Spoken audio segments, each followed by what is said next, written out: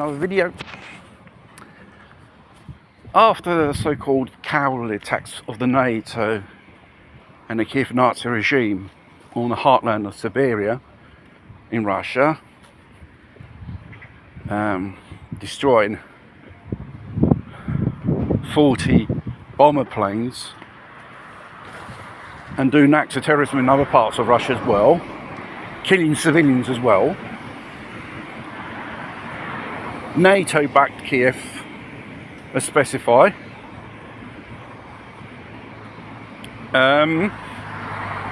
yet again the talks have broke down at Kiev, and judging by the faces of the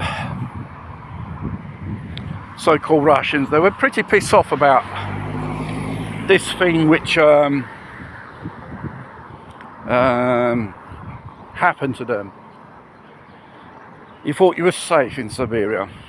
Well, film footage has revealed these drones were launched from containers of trucks nearby, and it's the only way they were so near to attack, because it would have come from a certain distance, probably the radar would have detected. And the fact is, those things flying for 3,000 kilometers into Siberia undetected is impossible, visually and even with radar. Now Germany is gonna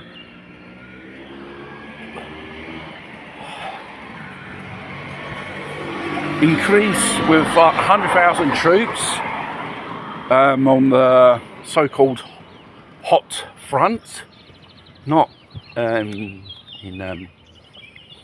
Ukraine.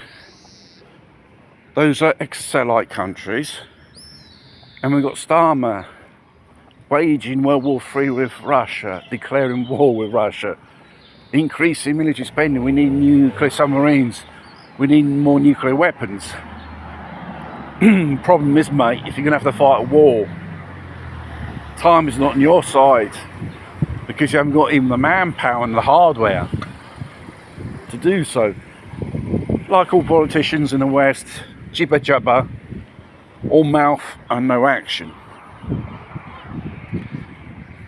The Russians done some type of retaliatory operations over Ukraine, but what really the Western leader fears, when and how the Russians will hit back. Well, they can hit back in many ways. Not even excluding the use of tactical nuclear weapons. Putin and the Russians have to demonstrate they're not softies, and you can't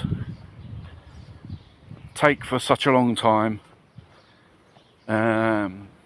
taking in these punches. It's like in a match of boxing, you're there, you're defending yourself, and you're just taking the punches, because one punch will lead pretty soon, for a knockout.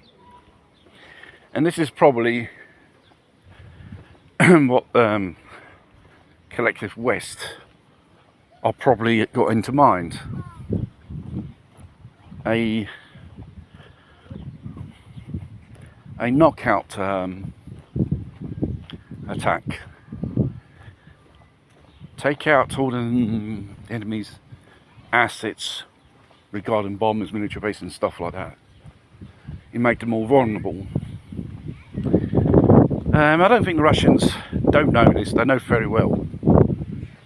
They're bracing themselves not to avoid starting World War III, which the West, they do not give a monkey's about. They want it. They want to be legitimised to attack Russia, instead of attacking Russia in cowardly proxy ways, as they usually do.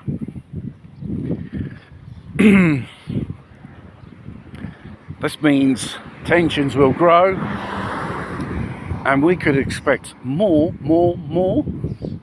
cyber hacking, sabotage, sleeping cells activated in European nations, carrying out these assignments. And next time the internet goes on a blink, you can't effect a payment with a credit card, or the airports, or the railway systems, or any other type of utility service goes tits up, it's probably under a cyber attack.